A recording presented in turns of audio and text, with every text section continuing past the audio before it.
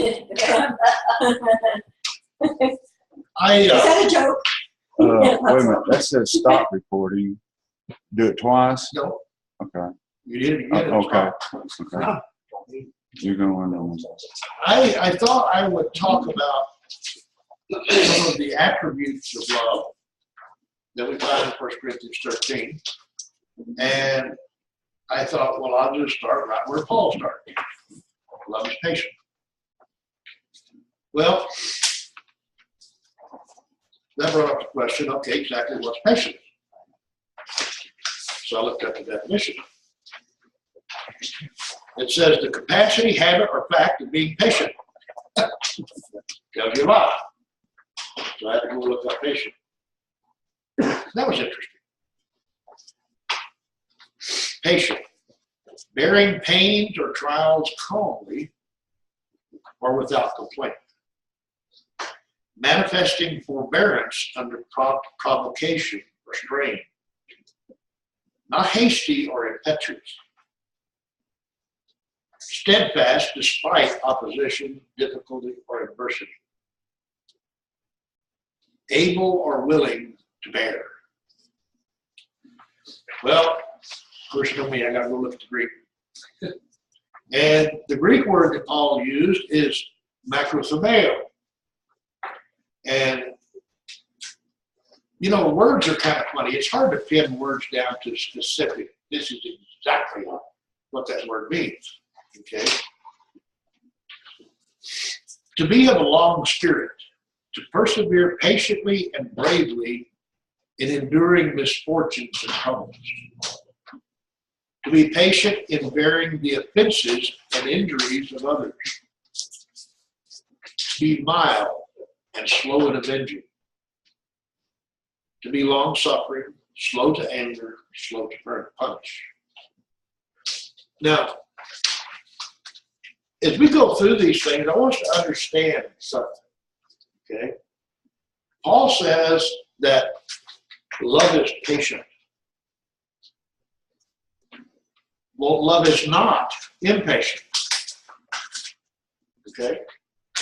And what we need to realize is that we cannot be impatient and loving at the same time. Okay? So when we become impatient, we have to remember that we're not loving right now. Okay? The big question is, how do I learn to be patient?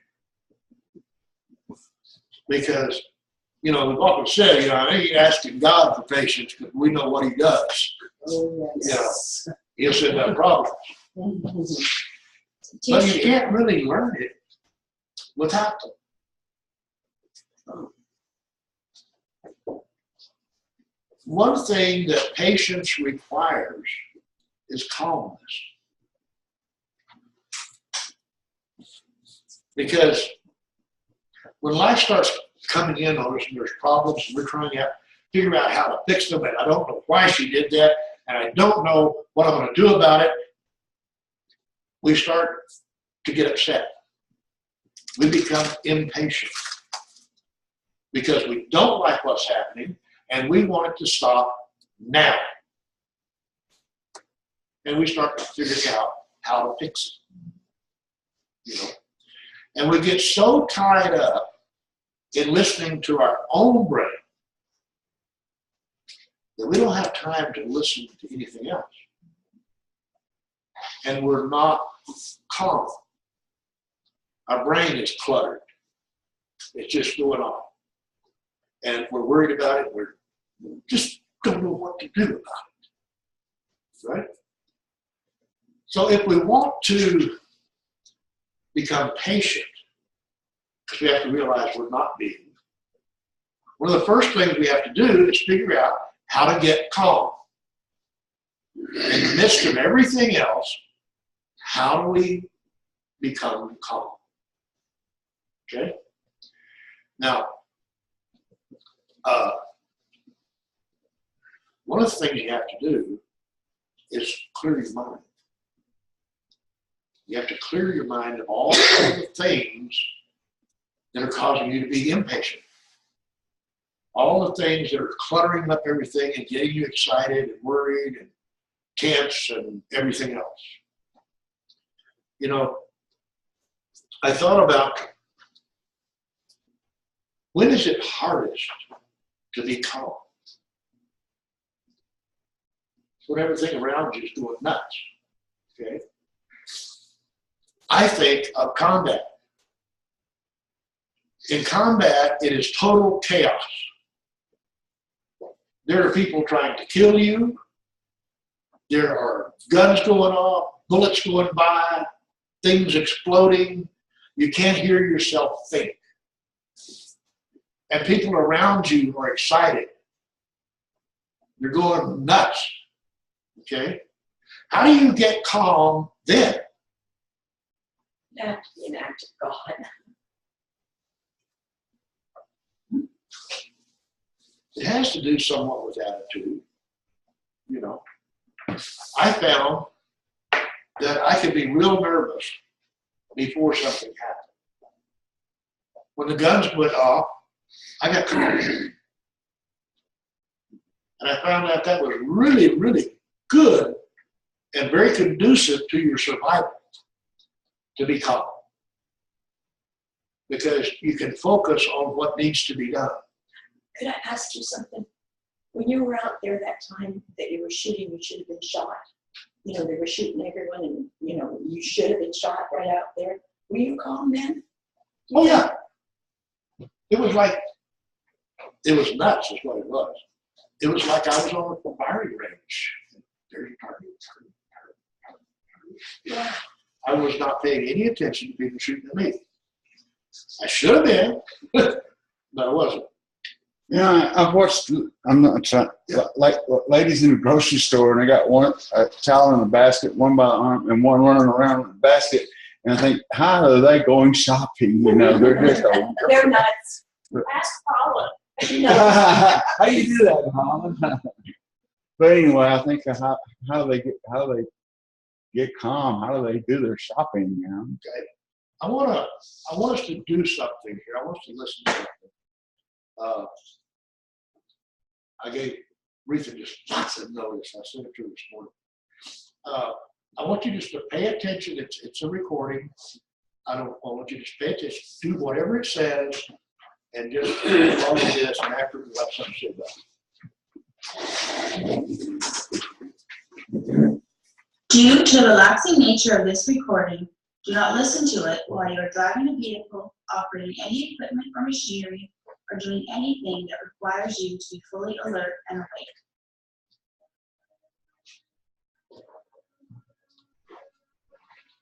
Before we begin, find a place that is quiet and free from distractions. Get in a comfortable position, either sitting or lying down. You may find that sitting in a chair with your feet flat on the floor and your hands resting gently on your thighs is optimal for total relaxation. Now, close your eyes and take a couple of nice, deep breaths.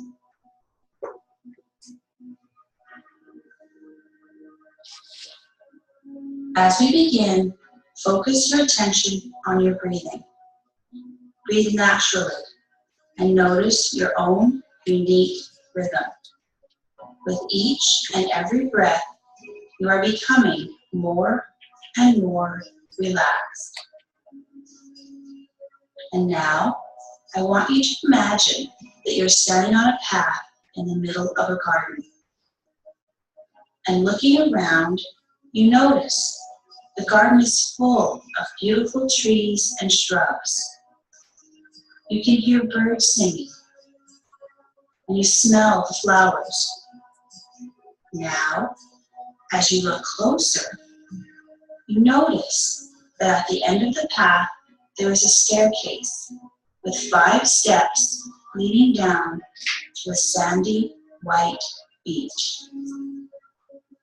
As you walk towards the steps, you notice that the sun is beginning to set.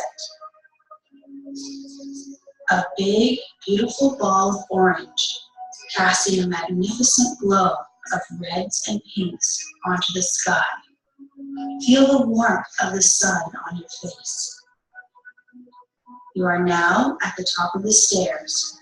Stop and take a deep breath. And feel a wave of total peace and relaxation wash over you now. Standing on the first stair, take a moment and look out to the ocean. Feel the light, warm breeze.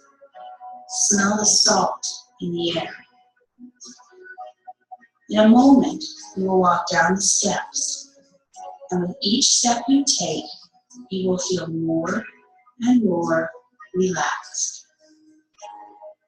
As you step down onto the second stair, you feel a sense of peacefulness, knowing that this is your time to relax. Now, as you step down onto the third stair, you feel completely and totally relaxed, knowing that all of your needs can be met. You are free from all stress.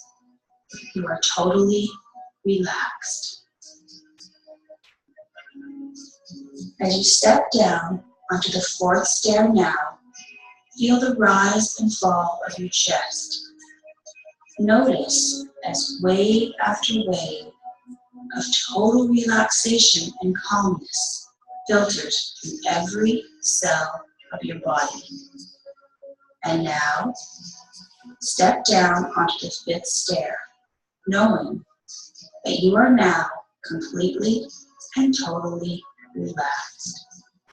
You know that this feeling of calm, peaceful relaxation is available to you any time you want it.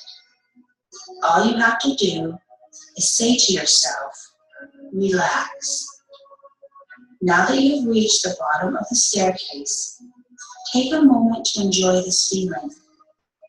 Notice how good it feels to be totally relaxed. In a moment, we are going to go back up the staircase. Not now, in a moment.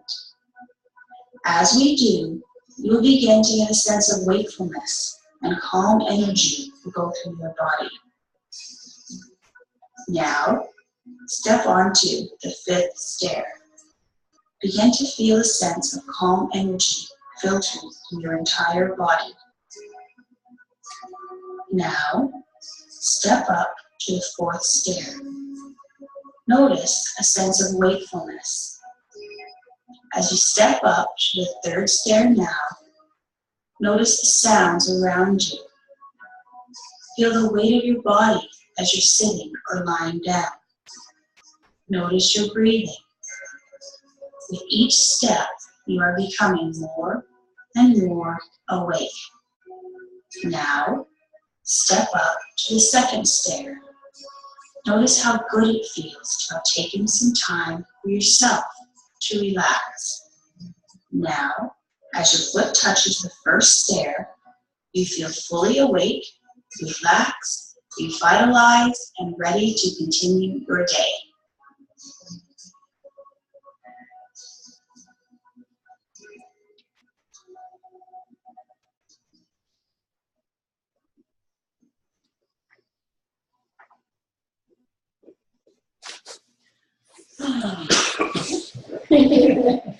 Now, When I stepped on that third, I could hear bird tweet.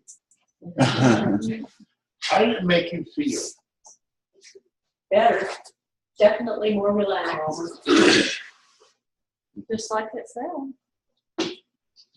Okay, what happened during this recording? Music was playing. I heard the music all the time. Okay. She was calling your attention to things. What were you focusing on? What she was saying and doing what she said to do. And I just kept thinking all those things I was all wrapped up about earlier. That's somewhere out there. So, Jim and I were talking meditation, and this is what this is. Okay, But meditation can be really, really simple, you know. It can even look too simple.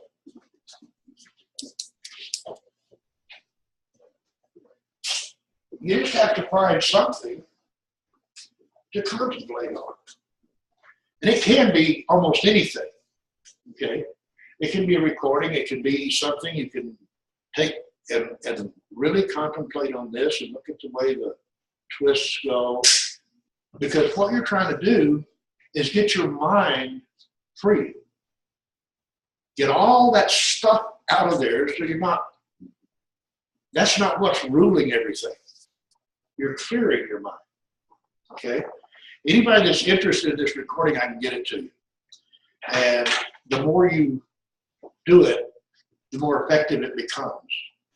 If you were to take this little recording and play it every morning, before you get out of bed, just reach over and turn it on, or every evening when you go to bed, you'll find yourself becoming relaxed very quickly when it starts.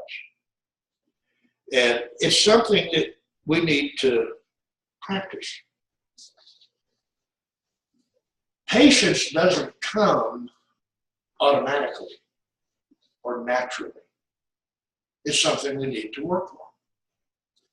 We need to understand that when we become impatient,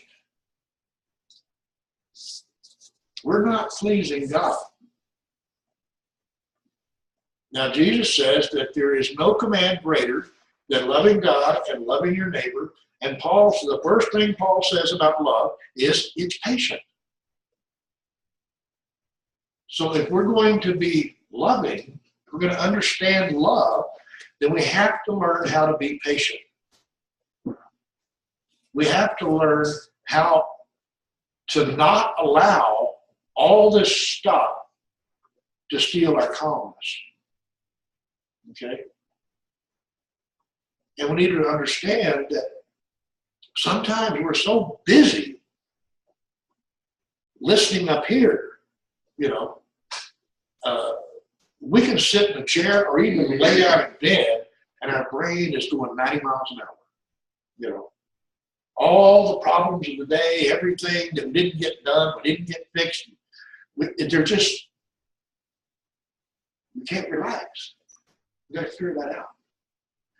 Now, here's another thing about doing this, okay? Someone told me that the first thing you have to do before you can be led by the Spirit is listen. When we're so busy listening to ourselves, we're not listening for Him. So how do we become patient? We have to work at it. We have to recognize when we're not. Okay? And anytime we're not patient, we're excited, we're, tense, we're not thinking straight. Really not. And we're certainly not listening for the Spirit. We got to get our brain calm.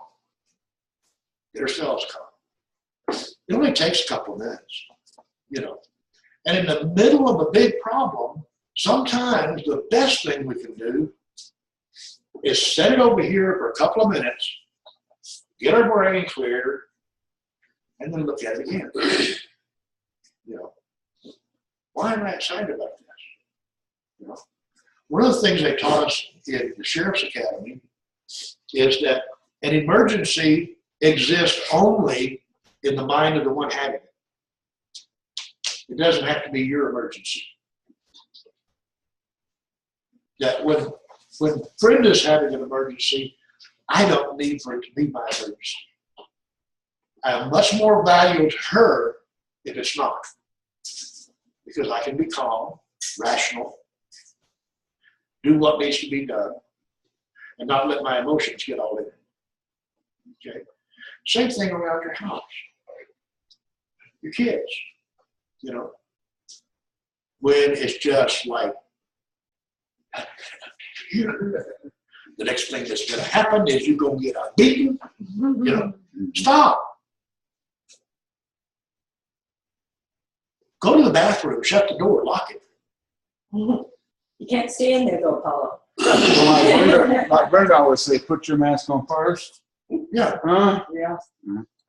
get your brain calm. Then think about, okay, You can't help others if you don't. how should I handle this? And then do it with some calmness. Okay. If someone's angry at you and you get angry back,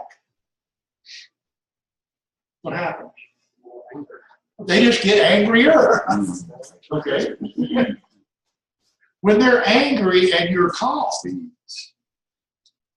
and you don't rise to their bait, it kind of steals some of that away from them. It steals the energy out of their anger.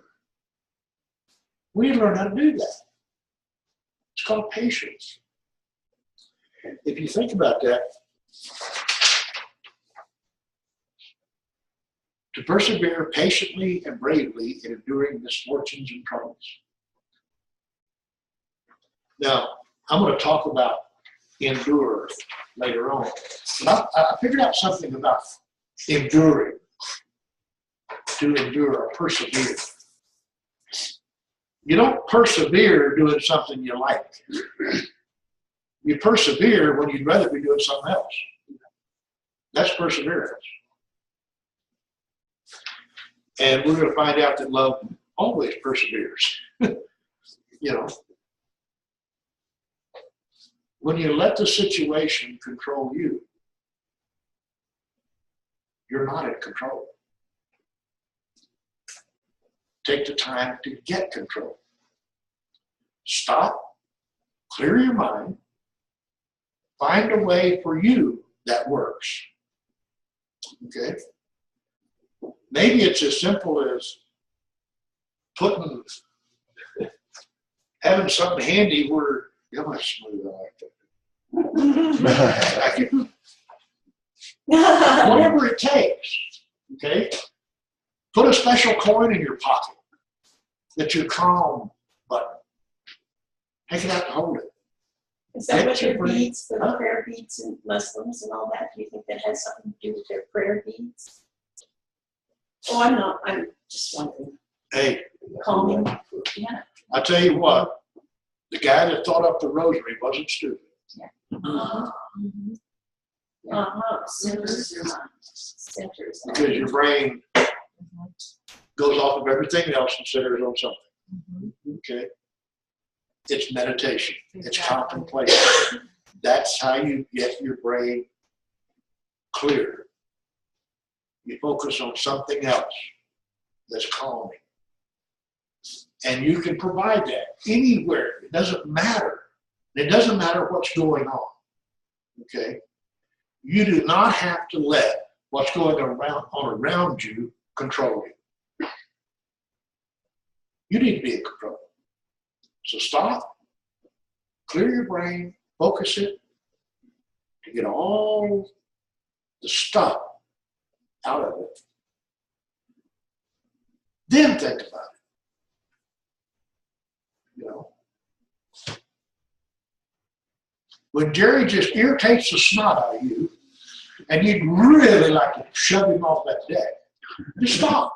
She probably has. She is Karen would do that. You know what? You show me a couple that never argues or disagrees, and I'll show you a couple that doesn't love each other. That's true. Families too. They just. It's true. Our family, it's true. There's some days I'm going to irritate Jimmy like crazy. Just the way it is. Like Jimmy. No, just joking. She's mean.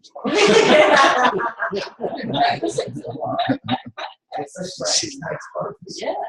But we have to learn to recognize. Okay?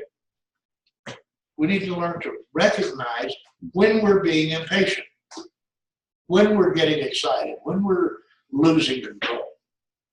Okay? That's the hard part. Now, once we can gain a handle on that, we can stop and say, oh, Lord, shut up. And go get calm. And then I don't just react to what Paula says to me. You know? Like if Paula's, I'm mad at you. Well, so what? That's just a reaction. Did I mean it? You've all got kids. You ever had your kids say, I don't love you? All the time. Do they mean it? No. I say, if I thought you meant that, it would hurt my feelings. But how many times do we react to it? Anyway. It's self-defense. Yeah. And most of our self-defense is pride. When you get right down to that side. And most of the time, what keeps us from recognizing that we're losing control, that we're not calm anymore, is again pride. Because I have the right to feel this way. Marilyn did that, and she deserves what I'm fixing to her. You know, she's got it coming. Well, Not really. why? Not really. Not really. No more than me. That probably doesn't need to be in our vocabulary. So the first thing is to realize that we're not being patient. Then stop, clear our minds, get calm, and then proceed. Proceed from a position of being calm. The next thing you know, people will say, goodness, Jackie, you're awfully patient. And then she'll say, yeah. And then we'll run out. What did you say about pride, though? I missed that part. You said something about pride just a little bit ago. Self-defense, you're in pride. Yeah. Oh, okay. And we've all got a dose of it, you know. Sometimes we're even so proud of the fact that we feel worthless, you know, and we're going to defend it. So the way to become patient is to learn to become calm. Then what's going on doesn't control you. You can think. Get outside of it. Yeah. Now, how important is it? God said that He would not allow us to be tempted beyond that which we are able to endure. But with every temptation, He will provide a way out. So what if you're not looking for it or listening for it? Or we choose not to. Same difference. You may be groping around in the dark for that exit when it's right in front of your face. You know? So it's important that we learn to become calm. Now,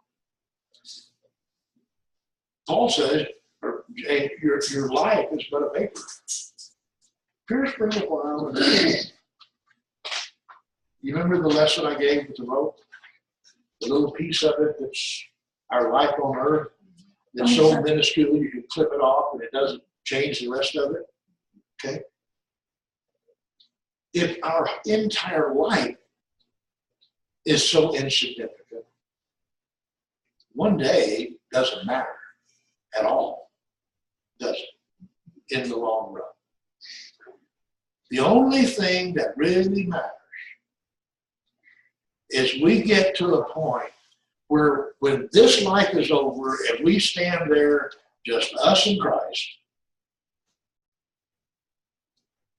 we're not too worried about it. It's all that matters. And one of the things he says, very, very important, is be patient. Learn patience. A lot less stress on us. He's a lot happier with it. You know? We sleep better when we're calm. We handle problems better when we're calm, when we're patient. And if I realize that if Marilyn's doing something that needs fixing, it's really her problem. It's not really my problem. Now, I love her and I want to see that problem fixed, but it's not all up to me. So get calm. Now you can look at, well, I can do this. Doesn't solve the problem, but it helps. So I don't have to solve the problem. I just do what I can. And I leave the rest to God. And I don't lose sleep over it. And I don't get irritated over it. And I don't jump at Jackie because of what's happening with her. It's got nothing to do with Jackie. I mean, What about those people on the road that pull out in front of you and slow down? What about those people? What about those people that cut in front of you? You just ran them. I know exactly. You know, I did tell my dad something. That's why we have to get you a new car.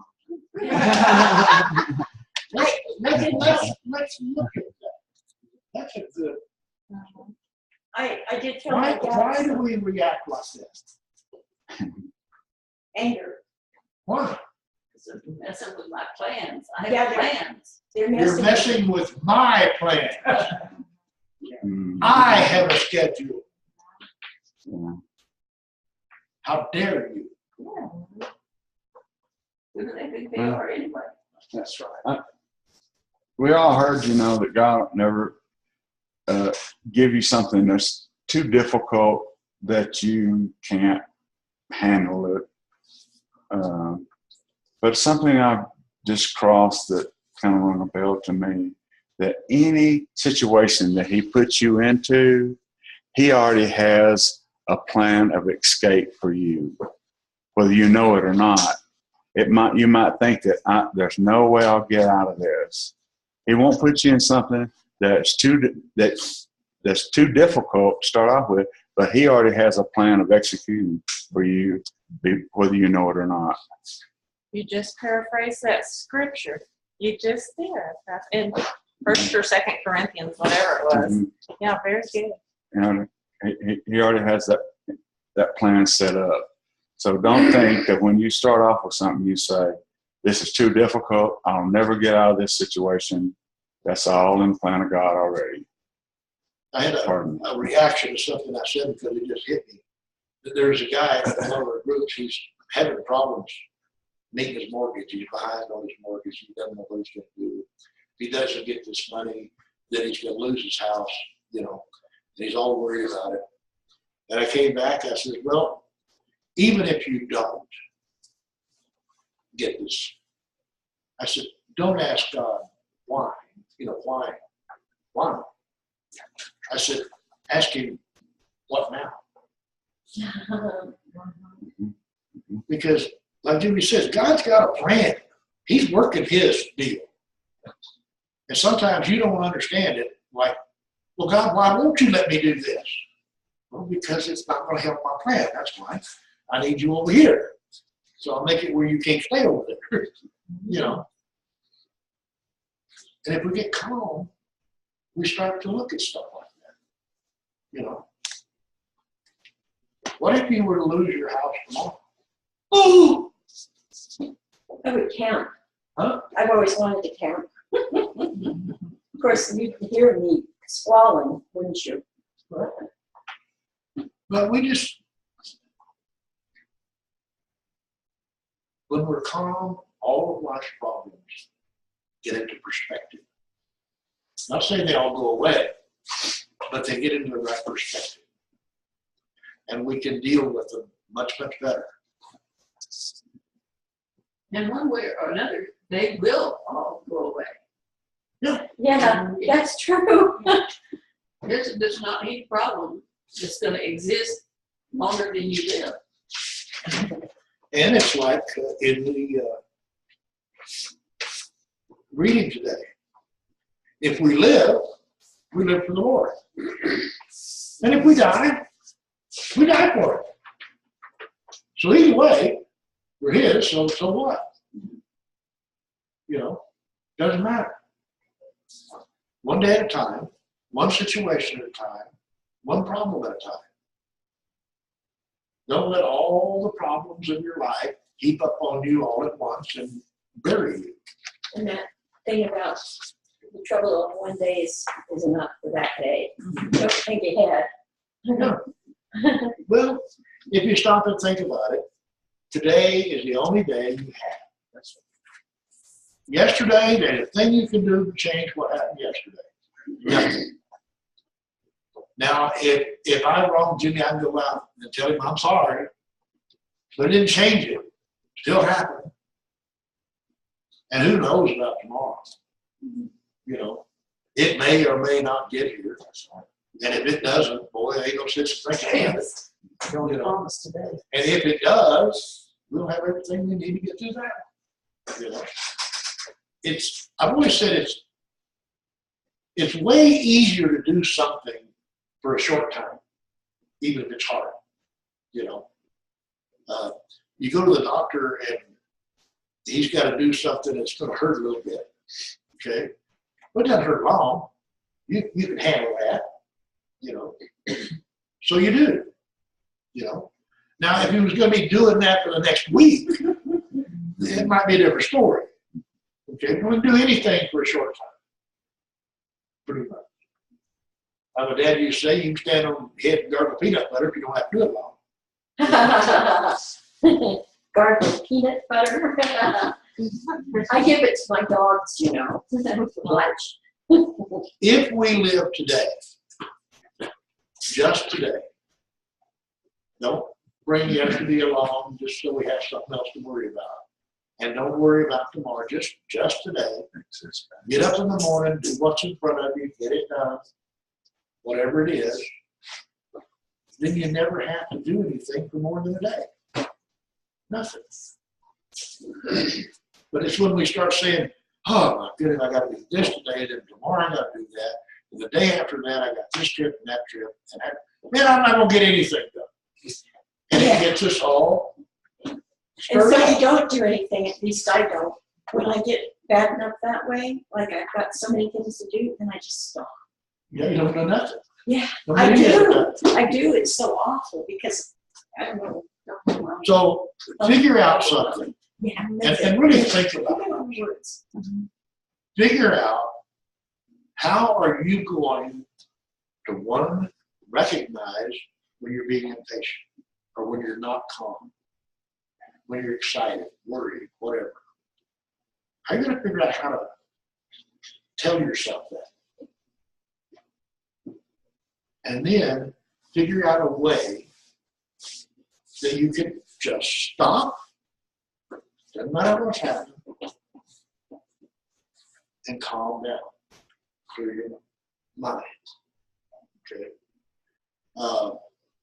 Like this little meditation, MP3. You listen to that 8, 10, 12, 15 times, okay, and you can recall it like that. You don't have to have it. You can just start down your stairs. Okay. It can be instant. It's in you. So it's not going to take you long to clear your mind. Only a few seconds. And now you continue on. People around you may not even notice that you took that little vacation. But don't do it while you're driving. If you do that, pull over and stop for a few minutes. Yes, and that's then go the on. thing. Okay. I find that when I will sit and meditate for a bit, my mind is fresher, more alert. I have a little more energy to continue doing whatever it was that was getting me bent out of shape. Okay. And so many times I do things, and then after that, I say, God, Lord, you should have stopped. Why did you say that? You know, Many years ago, somebody told me about being late to something. In my case, it was late to work. If you are late to work when you leave the house, there's no point in hurrying. Because you're not going to be on time. You're not going to get early to work. It's not going to make it better. It's just going to make it worse. So just drive sensibly and get there. and if you get excited about any situation, you're not in the right frame of mind to help it. You know, it's like, how many of you ever been in an ambulance?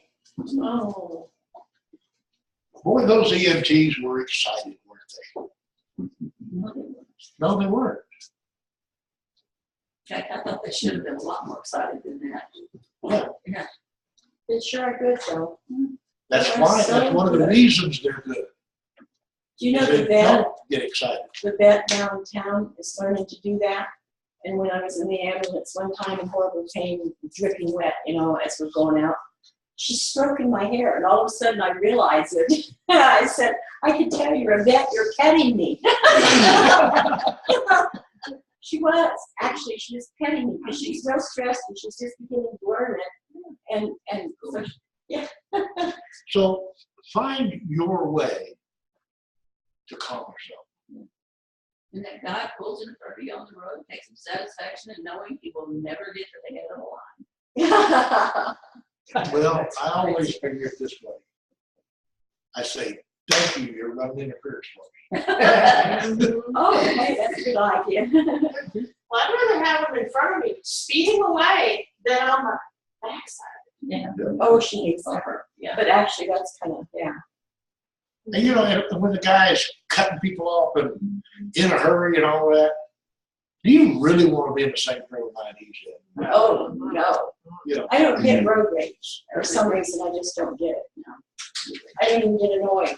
I just keep well, on it going. doesn't help anything. Well, because I think they're all that same way. I don't know. I do have to tell you a story, though, because you brought it to mind.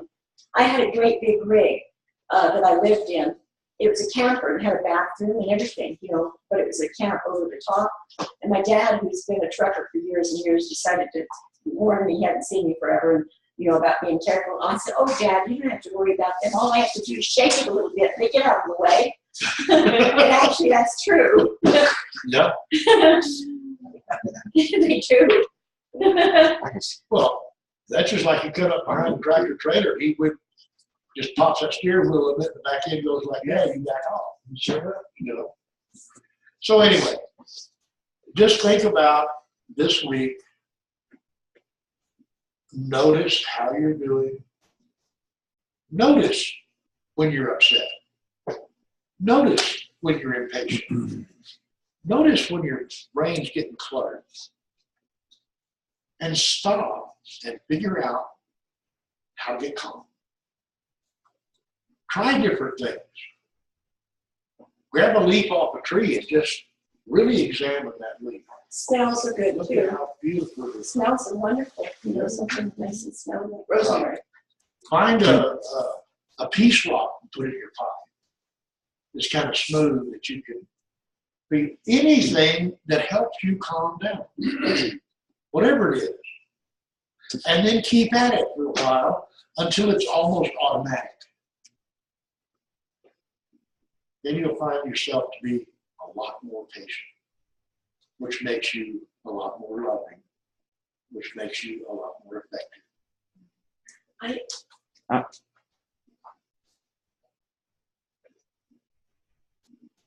I'm on a group called Christian Warriors, and I don't know if this is appropriate or not, but a friend on there named Will, he was in a bad car wreck, a head-on car wreck.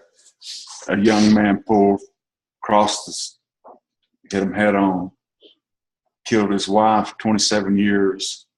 She was dead instantly in the car, tore that car to pieces, so pictures of it on there. He broke his arm, ribs, spleen. He had more injuries than that, but he didn't know it at the time. He got out of the car and went to that young man. He's a true Christian. He said, "Young man, I want you to know that God only gives us so many steps in this life, and then that's the end of it. He said, I don't want this to destroy your life. I don't want you to hold your head down. I want you to go on about your life and live the rest of your life. And I've been texting him and praying for him, sending him a little money and stuff.